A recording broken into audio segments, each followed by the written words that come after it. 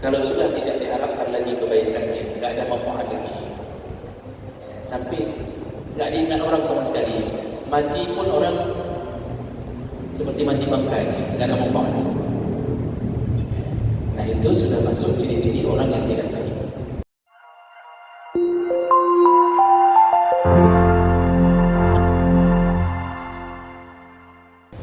Assalamualaikum warahmatullahi wabarakatuh. Alhamdulillahirabbil alamin. Wassalatu wassalamu ala nabiyyina wa sayyidina Mustafa Muhammadin wa ala alihi wa ashabihi ajma'in. Amma ba'd. Rabbi shrah li sadri wa yassir li amri wahlul 'uqdatam min lisani yafqahu qawli. Segala puji bagi Allah, kemudian salawat dan salam kepada Rasulullah, pada keluarga dan seluruh sahabat-sahabatnya. Ya Allah muliakan bapak-bapak dan ibu-ibu jemaah sahabat kalian Aisyah. Semoga kedatangan kita menjadi pahala di sisi Allah Subhanahu wa taala. Di pertemuan bulan yang lalu kita sudah masuk ke dalam bab husnul malakah, yaitu berbuat baik kepada budak. Ini bisa dimaknakan berbuat baik kepada orang-orang yang bekerja dengan kita, bawahan kita, pembantu kita.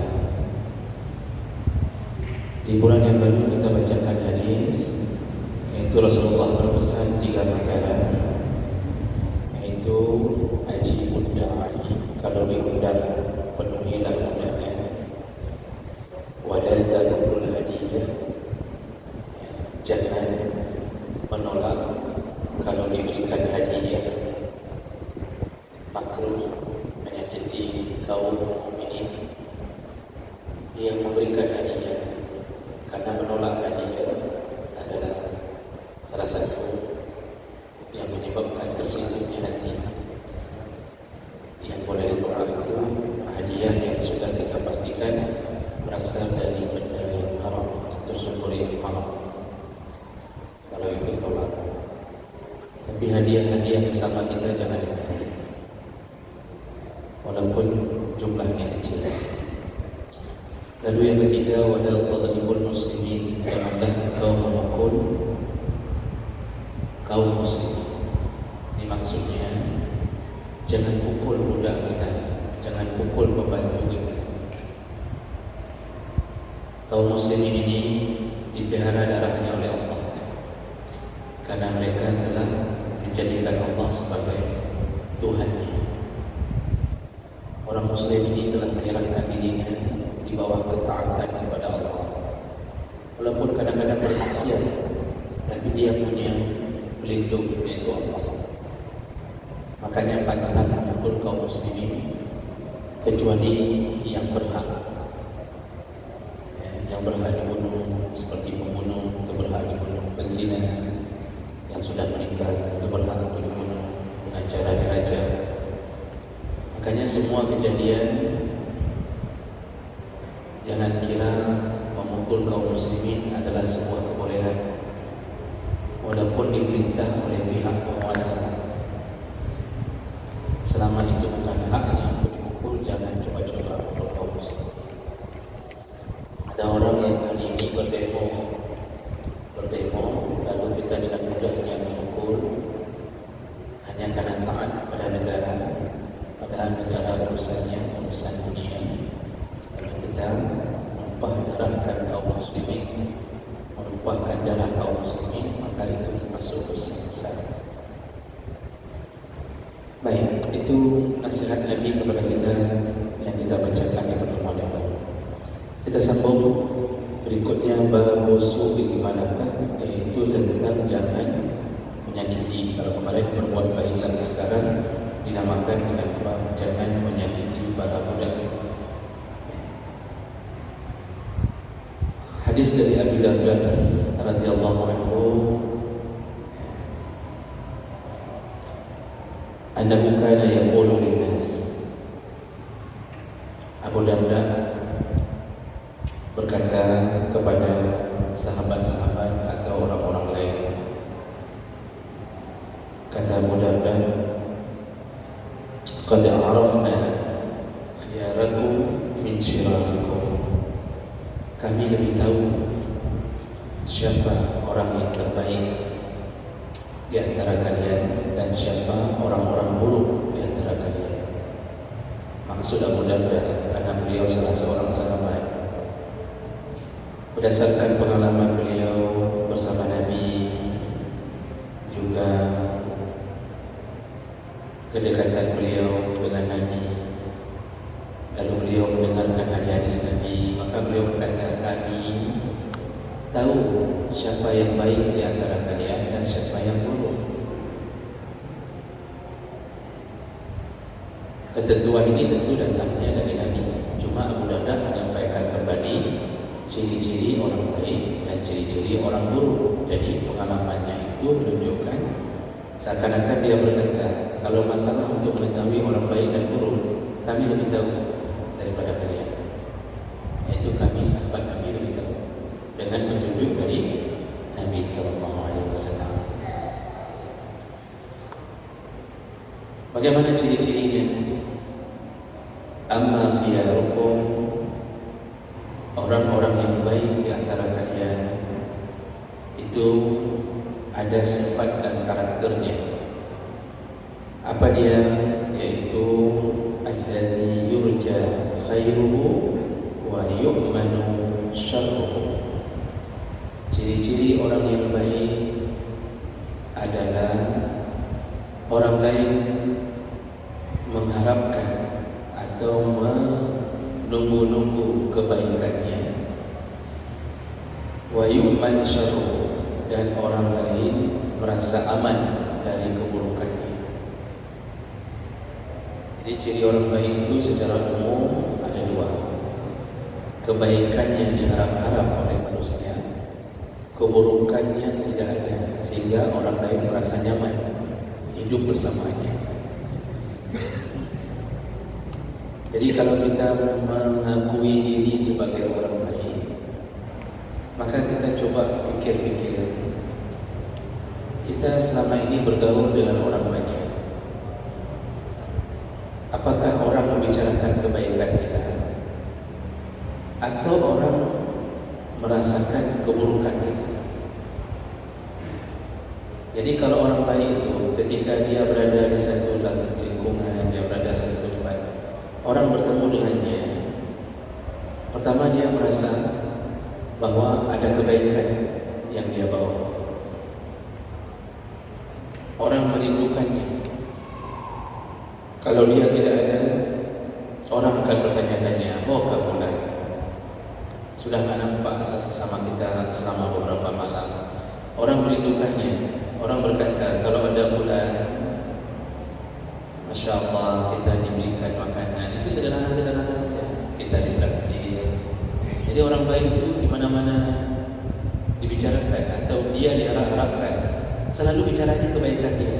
Kalau ada dia, kita terasa lebih tenang hidup di komplek.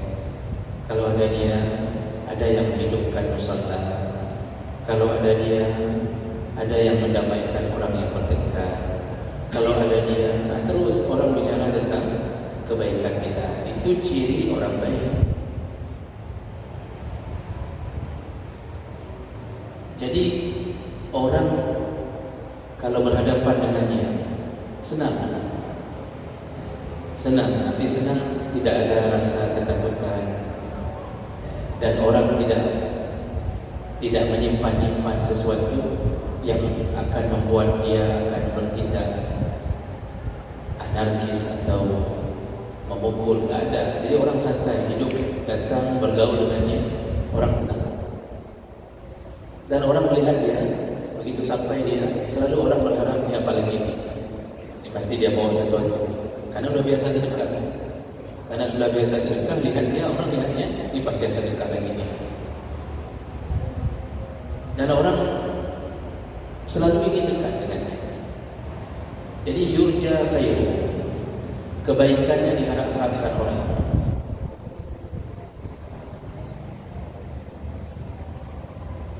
Semua yang dia lakukan menjadi manfaat untuk orang lain.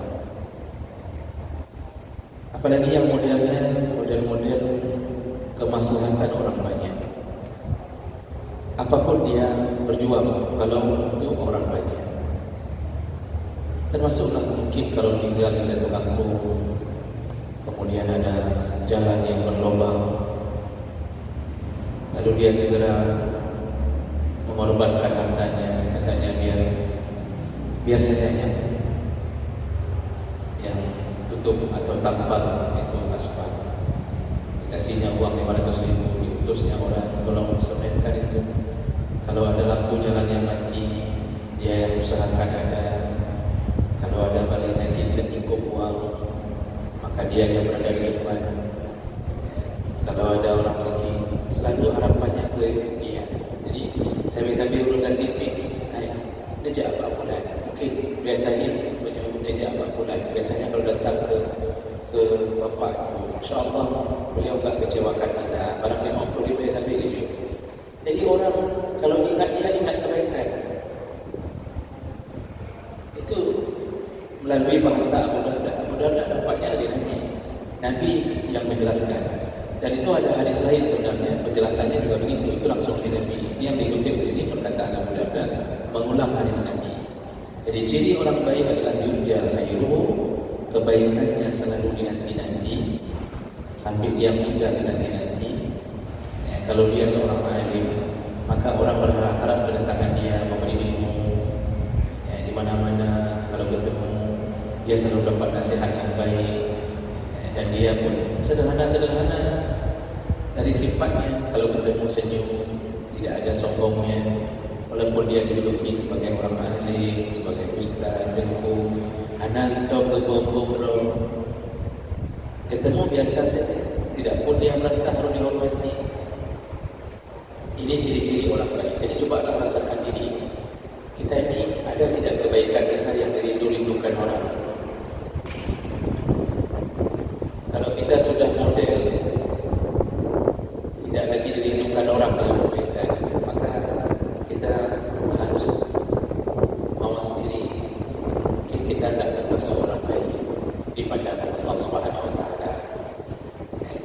Ada orang tak bisa bersedekah, tak bisa wakaf, tak bisa buat dengan hartanya karena dia miskin, maka dia melakukan kebaikan. Begitu ada pengajian, dia yang bagi-bagi akwa, kebetulan handbag. Kalau ada orang mau nanya, dia yang ambil kasih mic. Kita tak bisa memberi, tapi orang begitu dia tak ada yang bagi akwa pun sana. Orang sudah lihat-lihat lalu mengatakan, oh kan, sahabat saya aman. Biasa yang bagi akwa saya aman. Bisa contohkan, itu orang baik. Karena orang berharap sama dia, terfikir ke dia kebaikannya. Dia sering bersih-bersih masjid, bersih-bersih WC masjid. Ketika dia tidak ada, 2 hari dia tidak ada pulang kampung, langsung WC tak ada yang bersih contohnya. Orang bertanya-tanya, oh kan, kemana sudah? Ya, ada 2 orang, ada zaman, ada publik. Berarti dia orang baik. Orang selalu berharap kebaikannya, yang dibicarakan kebaikannya. Itu ciri orang baik dari sisi kebaikan. Lalu Nabi sambung, wa yu'manu syarruhu, dan orang kalau dia baik, orang yang hidup dengan dia selalu merasa aman dari keburukannya. Jadi orang tidak was-was bersamanya.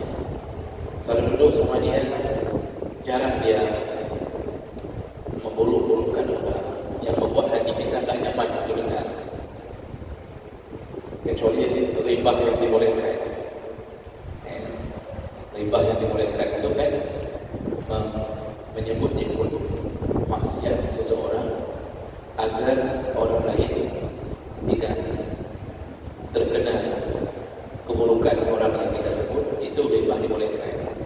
Kita sebut hati-hati dengan Fir'aun. Fir'aun itu hati-hati dengan banding itu bukan ghibah yang berdosa, itu ghibah yang tidak berdosa. Jadi bukan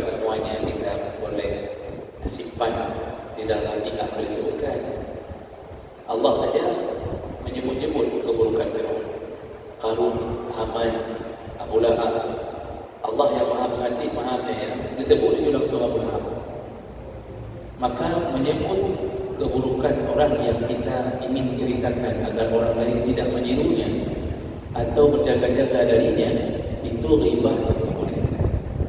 Itu tidak apa. Ini yang tidak enaknya. Kita kalau berdekatan dengan seseorang, aib-aib orang dia bongkar semuanya. Pokoknya mulutnya terus ceritakan aib orang.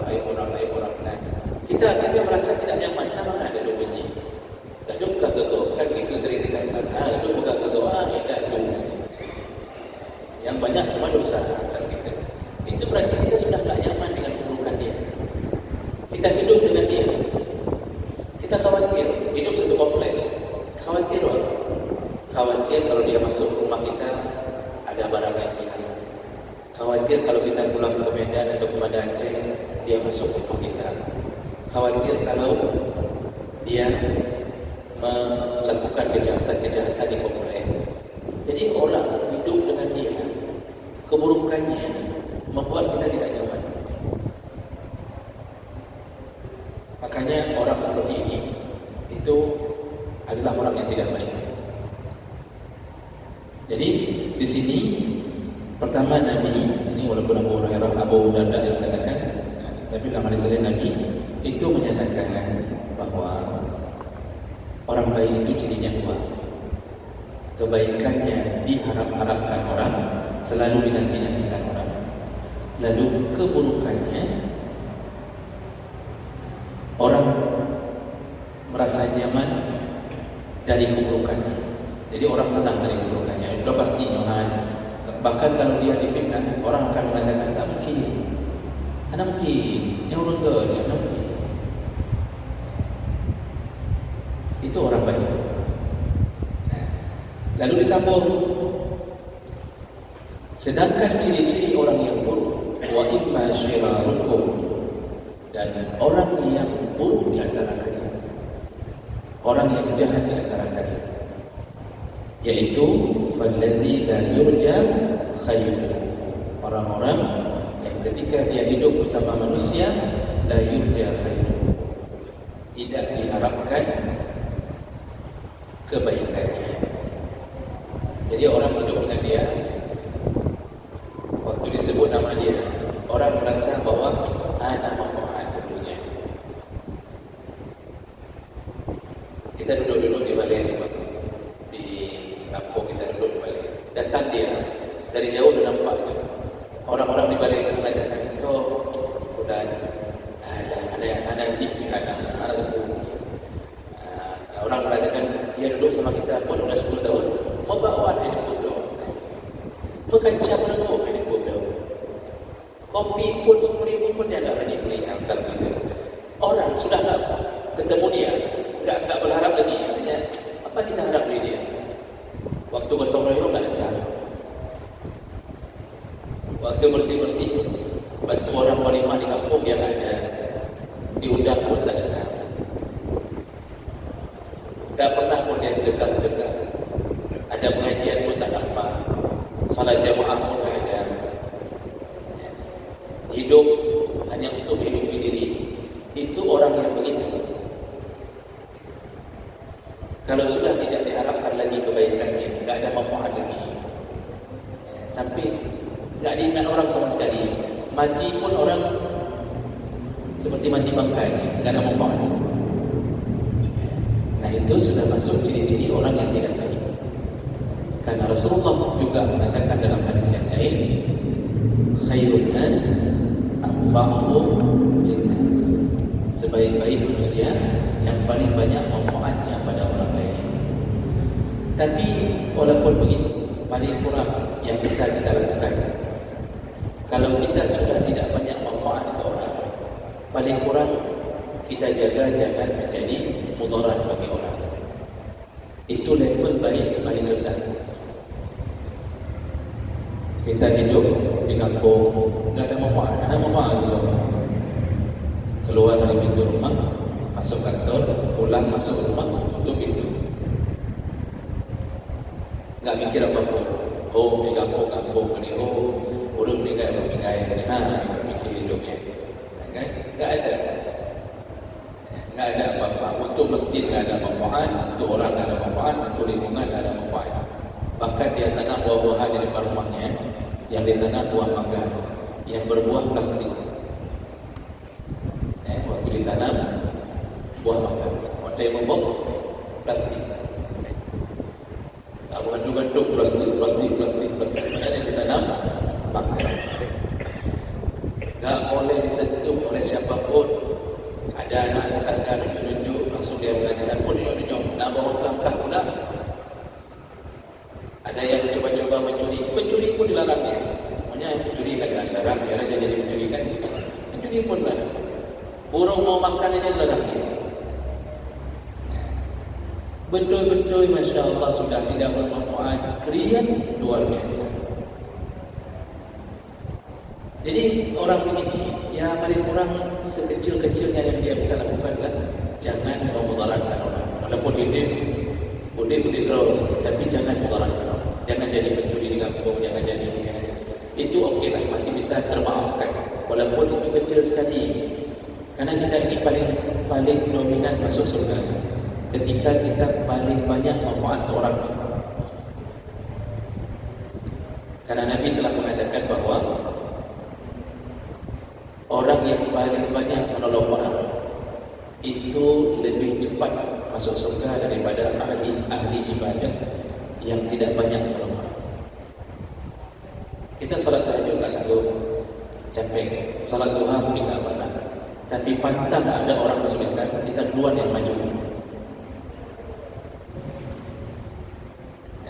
Bahkan Nabi menjamin yang keliling-keliling menolong janda miskin, anak yatim atau fakir miskin, maka pahalanya melebihi i'tikaf di masjid Nabi selama sebulan.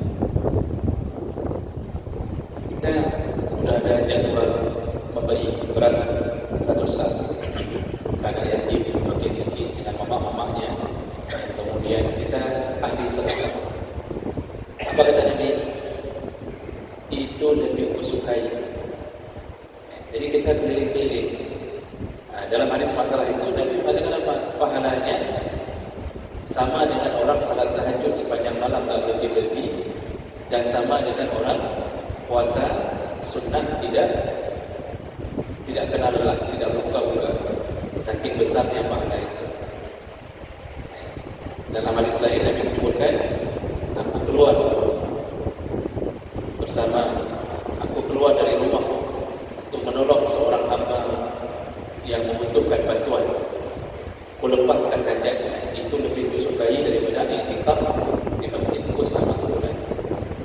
Jadi menolong orang ini lebih pahala ibadah yang sunnah-sunnah. I'tikaf di masjid Nabi sebulan. Kita umrah berapa hari? 12 hari. Berapa lama kita di Masjid Nabawi? 5 hari. 5 hari. Salat di Masjid Nabawi sekali salat sama seperti 1000 kali salat di masjid Al-Musalla, Masjid Al-Musalla. Satu kali salat di Masjid Nabawi pahalanya sama seperti 1000 kali salat ini. 5 kali salat dalam sehari 5,000. 5 hari kasih waktu, berarti 25,000 dapat pahala. Seperti 25,000 kali solat masjid ini. Ini i'tikaf sebulan.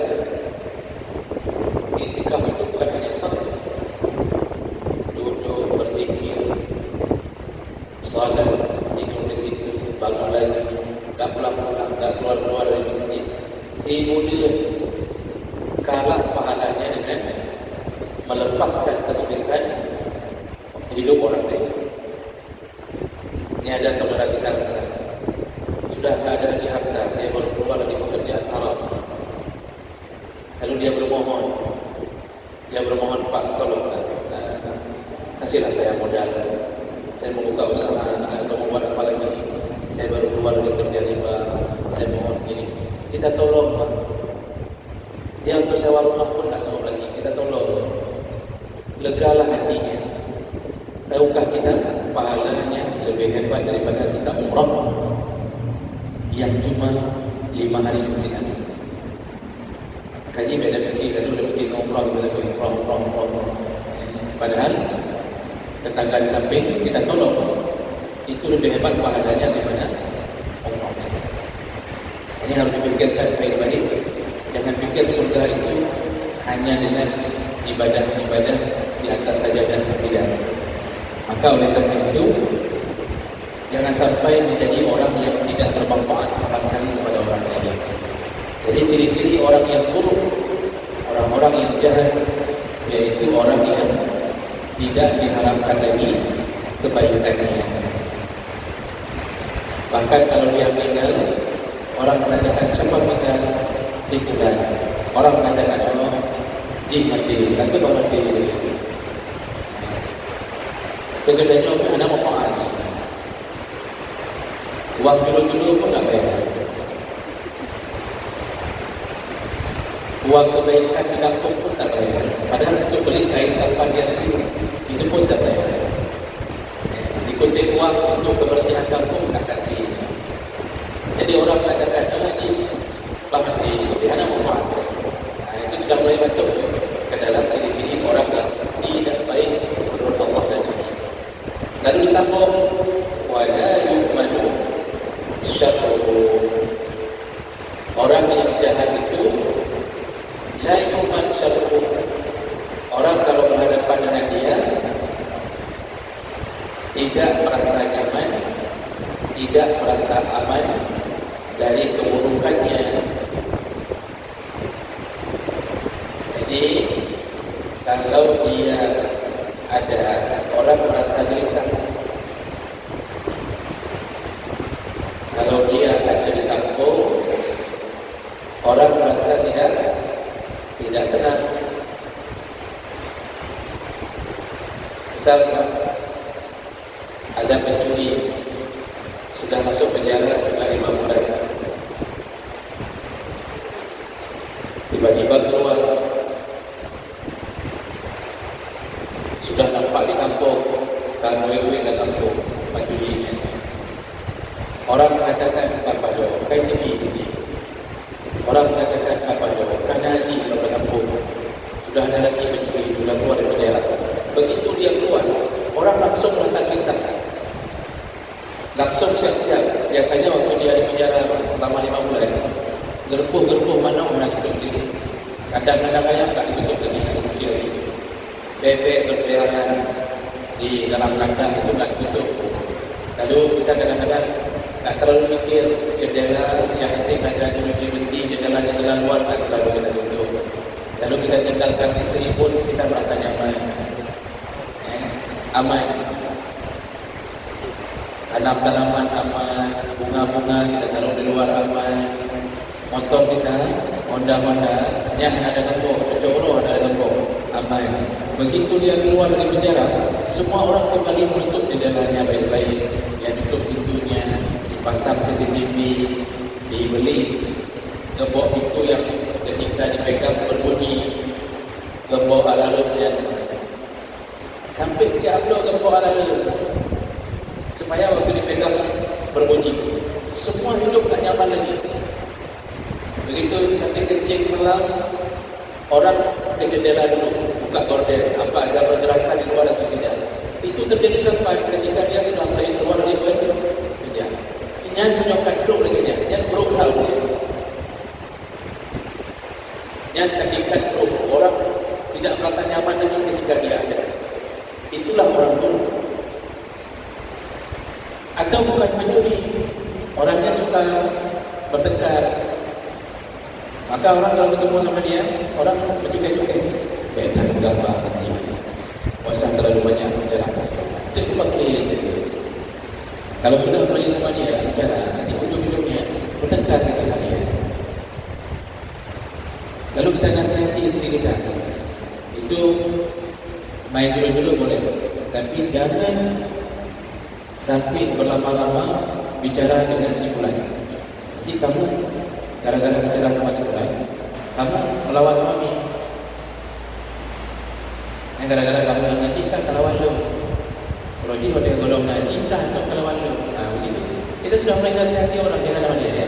Saya bilang sama anak-anak jangan lewat jalan itu. Ya. Itu nanti kamu dipukul masuk lagi. atau kamu dipegang oleh dia, atau kamu begini. Jadi satu kampung tak merasa nyaman dengan kehadiran kita. Menakutkan. Kita ini muncul di kampung menakutkan.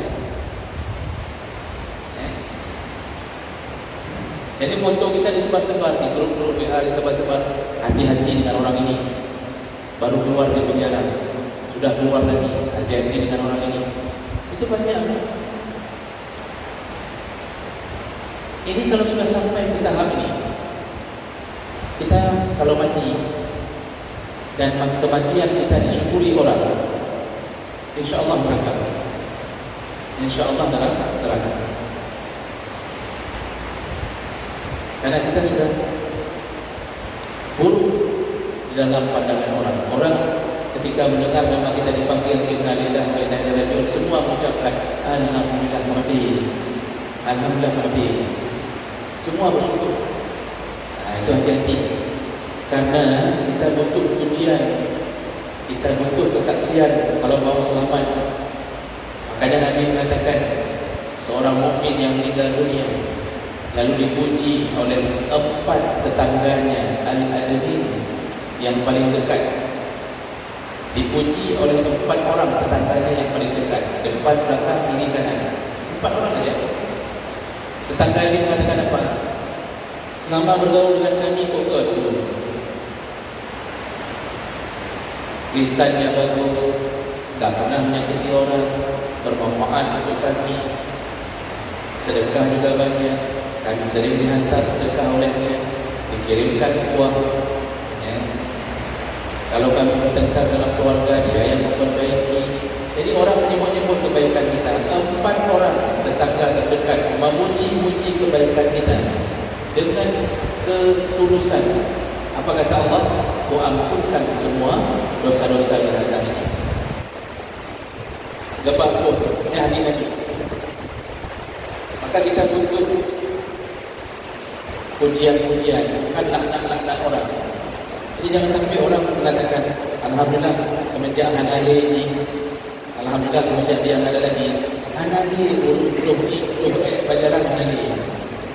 Karena dulu waktu kita hidup, kita selalu menyimpan tai kita, kencing kita di jalan. Pokoknya kalau orang kepijak tai, pasti di belakangnya pasti di bulan. Nah itu itu kencing di pagar orang, itu keburukan.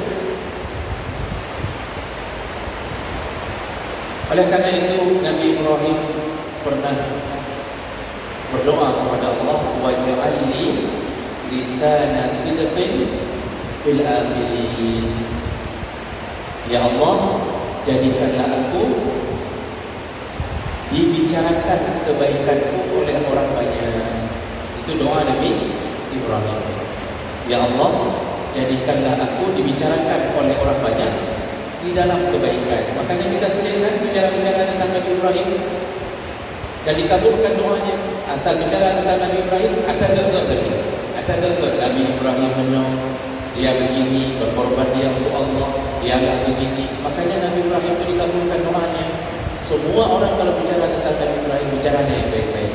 Makanya kita ini berdoa sama Allah agar kita dibicarakan orang dengan kebaikan kita, bukan keburukan kita. Sudah? Nah ini nasihat Nabi melalui Abu Darda. Lalu di ujung hadis baru Abu Darda mengatakan wala yu'taku muharraruhu. Dan orang yang buruk itu selain dikena keburukannya, juga dia tidak melepaskan budaknya yang sudah dibebaskan. Nah ini di ujung hadis ini baru kena tentang judul, karena judul kita tadi adalah melarang keburukan kepada budak. Jadi maksudnya budak sudah dibebaskan, tetapi masih ditahan, dipukul, padahal sudah bebas. Nah, berarti kita ini kalau berbuat buruk kepada pembantu, tidak bayar gaji, padahal sudah datang waktu bayar gaji, tidak bayar gaji, kita pukul, maka kita adalah orang-orang yang terburuk menurut Nabi SAW. Maka janganlah kita berbuat buruk kepada orang-orang yang sedang bekerja dengan kita. Menyuruh tukang kali kerja apa langsung baik. Jangan tunda-tunda hak tukang. Kalau pembantu sudah selesai menggosok baju, cuci baju, langsung bayar. Jangan ditunda-tunda. Itu menyakiti pembantu-pembantu. Dan kita termasuk orang yang buruk di sisi Allah Subhanahu wa Ta'ala. Sudah azan? Baik. Dan begitu, mudah-mudahan ini bermanfaat dan menjadi renungan bagi kita. InsyaAllah bulan yang ke depan baru kita sambung lagi dengan hadis yang lain. Kita tutup dengan kafarah majlis. Subhanallah wa bihamdihi, asyhadu an la ilaha illa anta,